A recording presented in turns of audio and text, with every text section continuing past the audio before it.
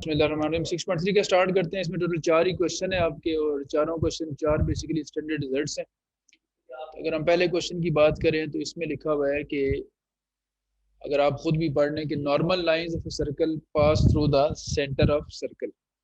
जो सर्कल की normal lines होती हैं वो सर्कल के सेंटर से पास करती हैं। ठीक है, आप खुद भी एक बार पढ़ लें। ये एक बड़ा इंपॉर्टेंट रिजल्ट है कि किसी भी सर्कल के ऊपर जब आप नॉर्मल लाइन ड्रा करते हैं तो वो नॉर्मल लाइन हमेशा सर्कल के सेंटर से गुजरती है।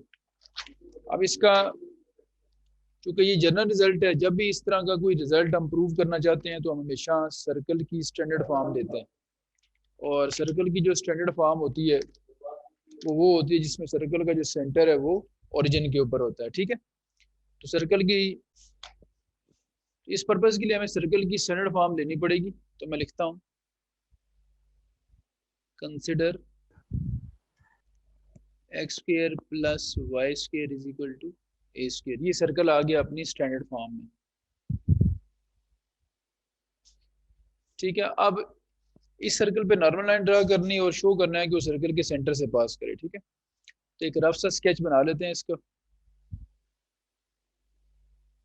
ये एक सर्कल हो गया। ठीक है, और लेट्स से कोई भी एक पॉइंट चूज कर लें जहाँ टेंजेंट हम ना, जहाँ हमें नॉर्मल ड्रा करना है। ये पॉइंट हम कर रहे थे, इसका नाम रख लेते हैं P(x1, y1).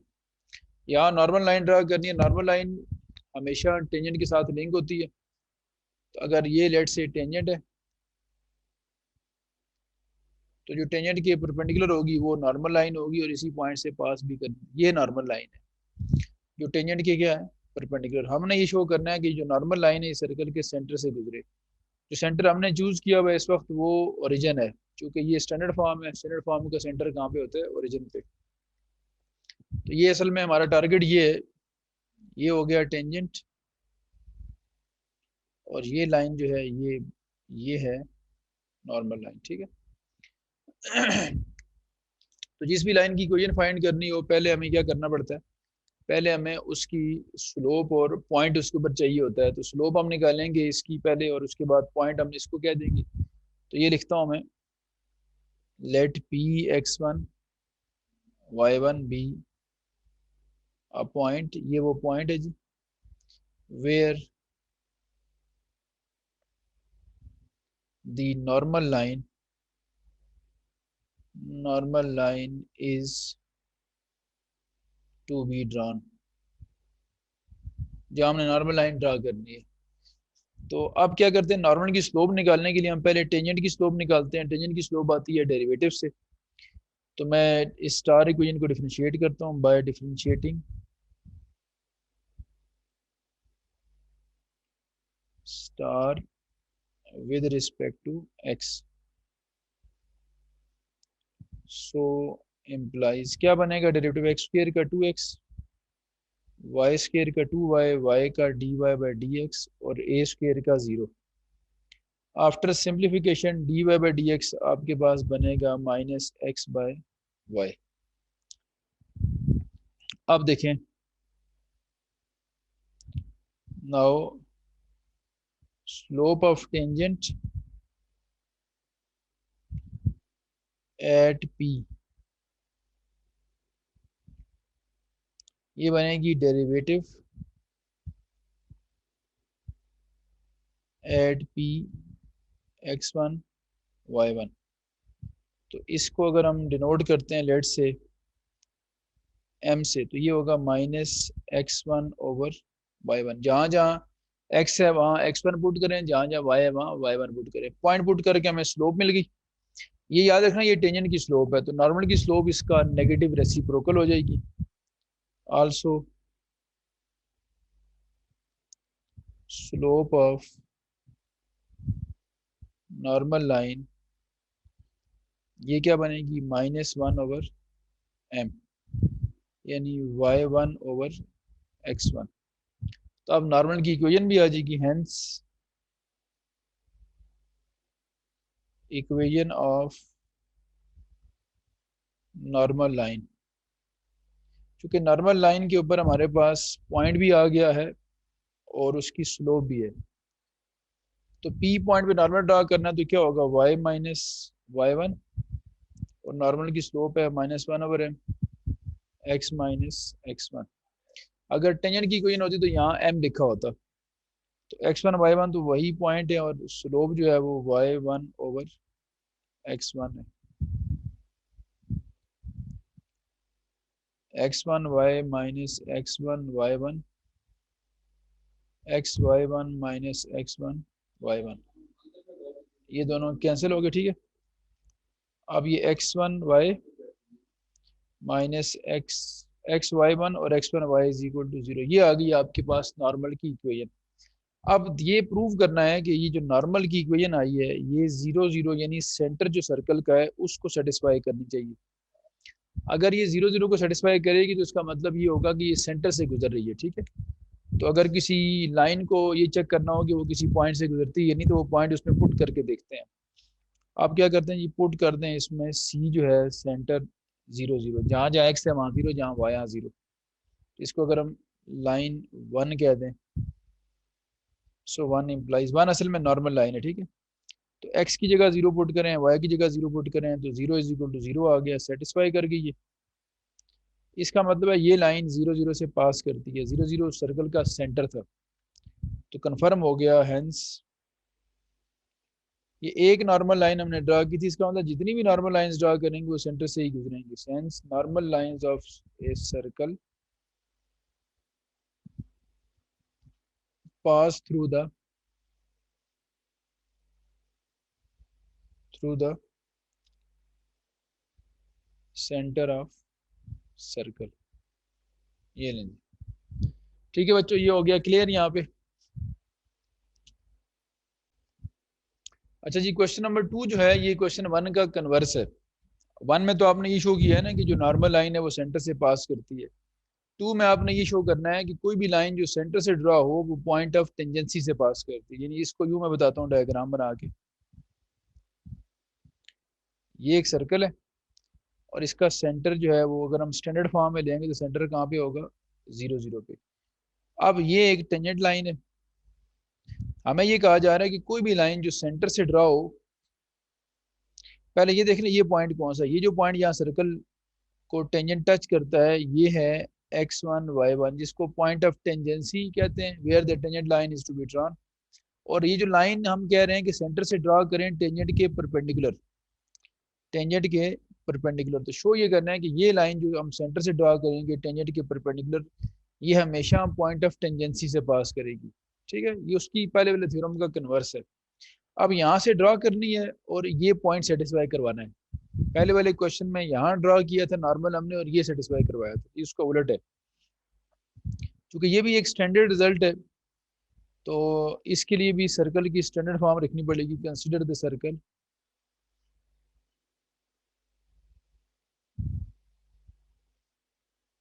We call it star. उसी तरह हमें अगर इस लाइन की इक्वेशन बनानी जो टेंजेंट के परपेंडिकुलर, तो हमें पहले टेंजेंट की स्लोप निकालनी पड़ेगी ताकि टेंजेंट की स्लोप से हम इस लाइन की स्लोप निकाल सकें, ठीक है। पॉइंट हमारे पास सेंटर होगा 0 0 और स्लोप हमें टेंजेंट के थ्रू निकालनी है। तो टेंजेंट की स्लोप निकालने के लिए डेरिवेटिव चाहिए होता है, तो मैं लिखता हूँ by differentiating star equation with respect to x. So star implies x square का 2x, वाई स्क्र का 2y और y का dy/dx और a स्क्र का 0। यहाँ से dy/dx आ जाएगा -x/y। अब देखें, now slope of tangent, slope of tangent at p, ये क्या होगी, डेरिवेटिव में पॉइंट पुट करना होता है ना, डेरिवेटिव एट p। तो जहाँ जहाँ x है वहाँ x1, जहाँ जहाँ y है वहाँ y, ये होगी टेंजेंट की स्लोप। अब इसकी जो परपेंडिकुलर लाइन हमें उसकी स्लोप चाहिए, ठीक है। अब मैं लिखता हूँ also slope of A line perpendicular to tangents is, वो क्या होगी जी, वो होगी इसका नेगेटिव रेसिप्रोकल -1। पिछले क्वेश्चन में उस लाइन को हमने नॉर्मल लाइन का नाम दिया हुआ था, अब उसको सिर्फ लाइन कह रहे हैं, नॉर्मल लाइन का वर्ड यूज नहीं कर रहे, ठीक है। अब ये हो गई उसकी स्लोप, यानी इस लाइन की स्लोप, ठीक है। ये हम कह लें कि हमारी रिक्वायर्ड लाइन है। तो रिक्वायर्ड लाइन की हमारे पास स्लोप भी आ गई है, और पॉइंट इसका जहाँ से ड्रा करनी है वो सेंटर है, सेंटर से ड्रा करनी है। अब ये पॉइंट x1 y1 का रोल प्ले करेगा। So equation of required line, equation of required line, ये रिक्वायर्ड लाइन है वो कहाँ से पास करती है, थ्रू द सेंटर, ठीक है, through the centre of circle, that is centre कहाँ पे था जी, 0 0 पे, इज। तो क्या होगी, क्या होता था फॉर्मूला, y माइनस y1 की जगह भी 0 आएगा, और स्लोप है -1/m, और x माइनस x1 की जगह भी 0 आएगा, क्योंकि 0 0 अब x1 y1 का रोल प्ले कर रहा है। तो y इधर बच गया, और स्लोप क्या थी जी, ऊपर लिखी है y1/x1, और पीछे बच गया x। क्रॉस मल्टीप्लाई करें, x1y xy1 एक तरफ ले जाएं, xy1 minus yx1 is equal to 0। ये आ गई आपके पास लाइन। पिछले क्वेश्चन के अंदर भी एग्जैक्ट यही इक्वेशन आई थी, लाइन तो वही है ना, सिर्फ नाम बदला है उसका। अब ये चेक करना है कि क्या ये पॉइंट ऑफ टेंजेंसी से पास करती है। ये पॉइंट ऑफ टेंजेंसी होता है जहाँ टेंजेंट ड्रा होता है, Px1 y1, ठीक है। यहाँ ऊपर हम जो है वो पॉइंट का रेफरेंस भी लिख सकते हैं कि let Px1 y1 be a point where the tangent line is to be drawn, ठीक है, यहाँ मेंशन तो किया हुआ मैंने। अच्छा अब देखें जरा, पुट करते हैं इसमें अब ये वाला पॉइंट x1 y1। पहले याद होगा, आप पिछले क्वेश्चन में हमने 0 0 पुट किया था, क्योंकि हम वहाँ ये चाह रहे थे कि 0 0 से पास करवाएं इसको। अब हम इस पॉइंट से पास करवाना चाह रहे हैं, तो जहाँ जहाँ x है वहाँ x1 पुट कर दें, और जहाँ जहाँ y है वहाँ y1 पुट कर दें। तो देखें आप, दोनों कैंसिल हो रहे हैं, 0 आंसर आ रहा है। इसने कर दिया इसको सेटिस्फाइड, इसका मतलब ये हुआ कि ये लाइन इस पॉइंट से पास कर रही है, ठीक है। हेंस लाइन 1 जो कि हमारी रिक्वायर्ड लाइन थी, passes through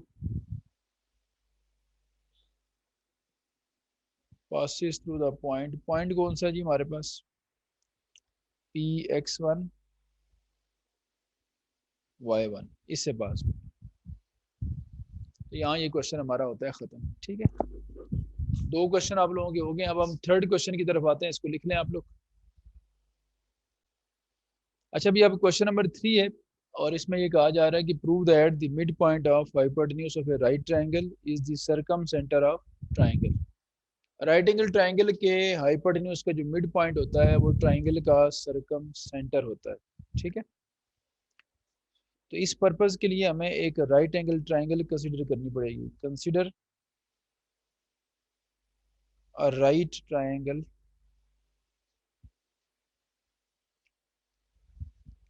AOB।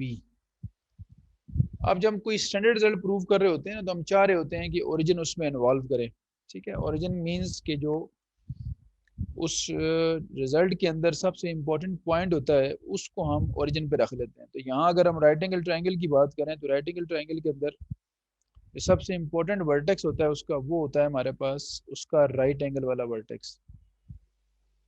तो अगर हम इस क्वेश्चन में ओरिजिन को इन्वॉल्व करेंगे तो हमें उसका जो राइट एंगल वाला वर्टेक्स है वो ओरिजिन पे रखना पड़ेगा, ठीक है। तो मैं एक ट्रायंगल यहाँ बनाता हूँ, इसका ए पॉइंट हम रख लेते हैं एक्स एक्सिस के ऊपर, और यहाँ से यहाँ तक मैं कहता हूँ डिस्टेंस ए है। तो a,0 इधर आ गया। इधर हम लिख लेते हैं एक बी पॉइंट, जिसमें हम कहते हैं कि हाइट इसकी बी के बराबर है, ये वाली। और तीसरा वर्टेक्स हम रख लेते हैं ओरिजिन के ऊपर। तो ये ट्रायंगल हमारी बन गई AOB, ठीक है, ट्रायंगल AOB, और ये O वर्टेक्स ओरिजिन पे आ गया।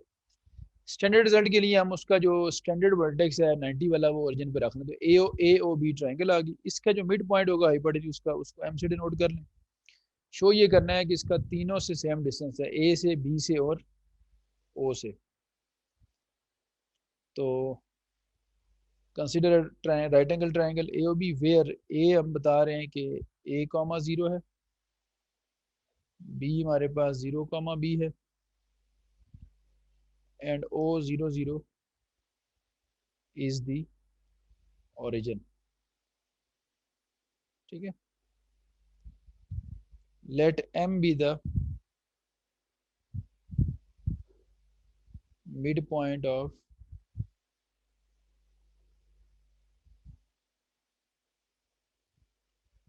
hypotenuse AB। ठीक है जी। सो मिड पॉइंट का फार्मूला क्या होता है? एवरेज होता है बाउंड्री वालों का, x1 plus x2/2 y1 plus y2/2, तो a/2 b/2, ये आ गया मिड पॉइंट। शो क्या करना है? To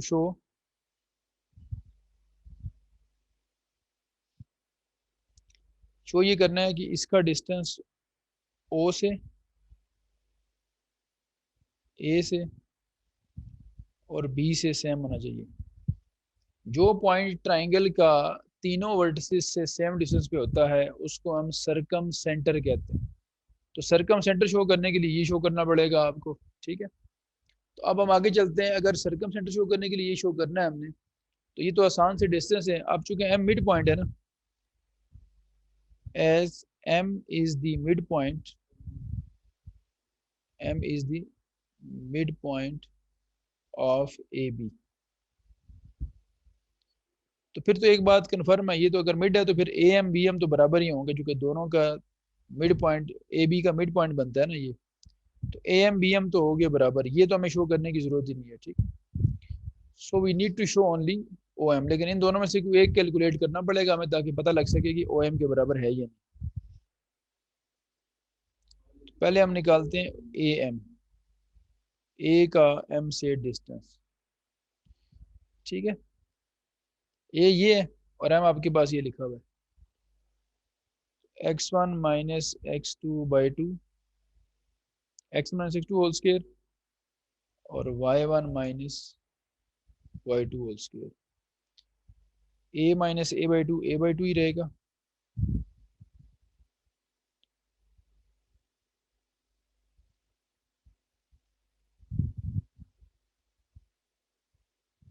a square by 4 b square by 4, a square plus b square by 4 under root a square plus b square by 2। ठीक है, ये am आ गया, तो डेफिनेटली bm भी यही होगा। नाउ अब हम निकालते हैं o m। o 0 0 है ओरिजिन है, और m a/2 b/2 है। 0 माइनस a/2 का स्क्वायर, 0 माइनस b/2 का square, a square by 4 b square by 4, तो a square plus b square by 2 आ जाएगा ये। ठीक है, तब आप देख सकते हैं ये दोनों बिल्कुल सेम है। ए एम बी एम तो वैसे बराबर थे, साथ ओ एम भी बराबर आ गया, तो हम कह सकते हैं hence O M is same as A M and A M is same as B M. B का मिड पॉइंट, बी जो का मिड पॉइंट है, एम जो का मिड पॉइंट है, तो ये बात प्रूव होगी। ऐसा पॉइंट जो सर्कल के तीनों वर्सेस सेम डिस्टेंस पे हो उसे हम सर्कल का ट्राइंगल का सरकम सेंटर कहते हैं। So M is the circumcentre of triangle A O B, और एम ये हाइपोटेन्यूज का मिड पॉइंट भी था, तो प्रूव हो गया कि जो हाइपोटेन्यूज का मिड पॉइंट होता है वो ट्राइंगल का सरकम सेंटर होता है। ऐसा एक सेम क्वेश्चन आप 7.3 में भी करते होते हैं, और वो उसमें सिर्फ ये शो करना होता है कि इक्वी डिस्टेंट होना चाहिए, तो जो इक्वी डिस्टेंट होगा वो डेफिनेटली सरकम सेंटर बन जाएगा। देख लें, कोई बात अगर नहीं समझ आई तो पूछ लें। ले जी, अब आ जाता है इसका क्वेश्चन नंबर 4, तो शुरू करते हैं इसको। क्वेश्चन नंबर 4 के अंदर जो काम हमने करना है बेटा वो ये है, क्वेश्चन 4 का मैं स्टार्ट करता हूँ। आप लोग इसकी वर्डिंग पढ़ भी सकते हैं, अगर इसकी वर्डिंग पढ़ें तो आपको पता लगेगा कि ये इसमें कौन सा रिजल्ट हमने शो करना है। अच्छा जी, क्वेश्चन 4 में ये शो करना है कि अगर आप खुद भी पढ़े ना, perpendicular drop from any point of a circle to its diameter is mean proportional between the segments into which it divides the diameter. ये है जी, prove that perpendicular drop from a point of a circle on a diameter is mean proportional between the segments into which it divides the diameter। इसका मतलब क्या हुआ? मतलब ये है कि अगर आप, ये कोई सर्कल है, सर्कल के किसी भी पॉइंट से, ये पी पॉइंट ले लेते हैं, x1 y1 जो सर्कल पे लाई करता हो, अगर इसके डायमीटर के ऊपर, ये लेट से इसका डायमीटर है, डायमीटर के ऊपर आप ड्रॉप करेंगे परपेंडिकुलर, तो ये मीन प्रोपोर्शनल होगा उन दो सेगमेंट्स का जो इसने डायमीटर के बनाए होंगे। ठीक है, ये ड्रॉप किया परपेंडिकुलर हमने, तो दो सेगमेंट कौन से बन गए देखें, डायमीटर का एक सेगमेंट ये बन गया और एक सेगमेंट ये बन गया। इन दोनों का ये मीन प्रोपोर्शनल होगा। मीन प्रोपोर्शनल कहते हैं ज्योमेट्रिक मीन को। यहाँ कहीं सर्कल का सेंटर भी है, अगर हम स्टैंडर्ड फॉर्म ले रहे हैं तो सेंटर कहाँ पे होगा? ओरिजिन पे। डायमीटर को आप ए बी कह दें और यहाँ ये ड्रॉप हुआ है, इसको आप सी पॉइंट कह दें। ठीक है, तो ए सी और सी बी का मीन प्रोपोर्शनल शो करना है पी सी को। पी सी असल में परपेंडिकुलर है, तो अगर ये ओरिजिन है और ये पॉइंट x1 y1 लेंगे हम, तो यहाँ से लेकर यहाँ तक, ओ से लेकर सी तक जो है ना, ये x कोऑर्डिनेट है x1 और सी से लेकर p तक उसका y कोऑर्डिनेट है y1। Consider a circle x square plus y square is equal to a square. ठीक है,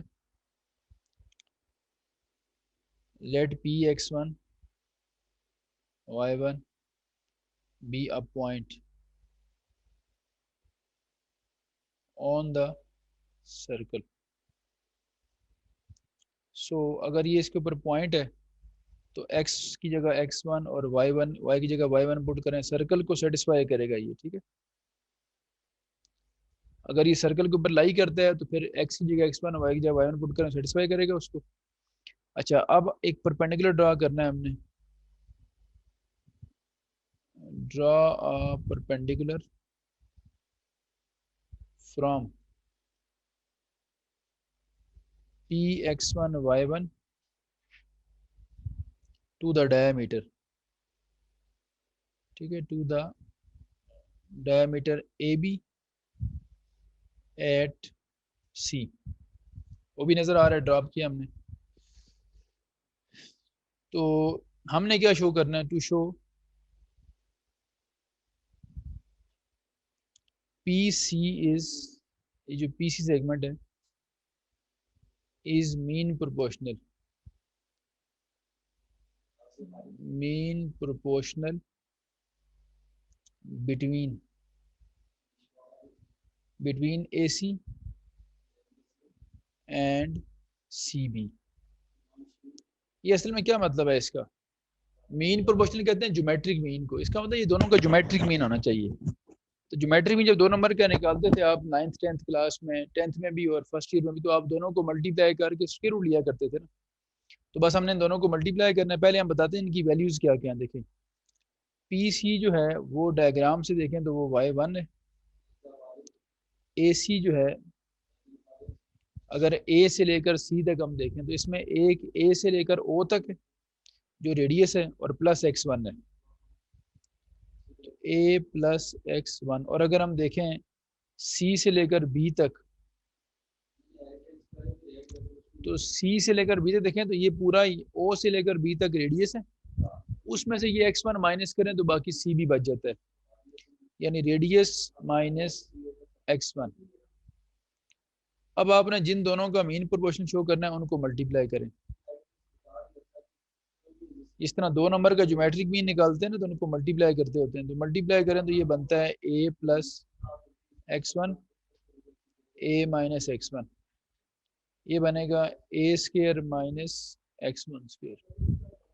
अब इक्वेशन 1 से वैल्यू निकालें। अगर हम x1 स्क्वायर यहाँ ले जाएं तो a square minus x1 square y1 square के बराबर है।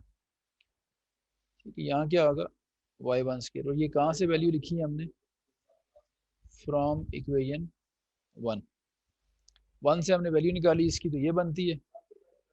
तो अब A C multiplied by C B इसके इक्वल आ गया।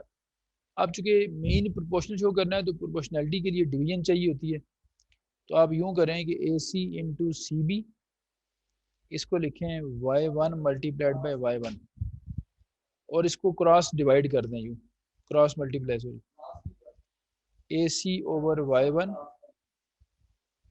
y1 over C B. तो ये क्या बनता है, अगर इसको देखें तो ये बनता है ए सी रेशो y1 और y1 रेशो सी बी। तो ये बड़ा क्लियर नजर जी, इक्वलिटी होती है, ये आप सारे जानते होंगे, ये प्रोपोर्शनैलिटी का साइन होता है, दो रेशो इक्वल है तो हम कहते हैं वो प्रोपोर्शनल है। तो यहाँ से ये पता लग रहा है कि जो y1 है वो दरमियान में आ गया, तो ये मीन प्रोपोर्शनल है बिटवीन दीज टू वैल्यूज। तो y1 असल में क्या था, y1 था परपेंडिकुलर, और ए सी और सी बी डायमीटर के दो सेगमेंट थे। तो हमने प्रूव कर दिया है कि जो परपेंडिकुलर और ड्रॉप हुआ है वो इन दोनों का मीन प्रोपोर्शनल है। ठीक है, उन दो सेगमेंट्स का जो उसने डायमीटर के बनाए। Hence y1 is the mean proportional, y1 is the mean proportional between किन किन के दरमियान है जी, between A C and C B. ठीक है बेटा, यहाँ ये बात हो गई है प्रूफ। खत्म करते हैं आज के काम जी, साइज आपकी होगी यहाँ पे कंप्लीट।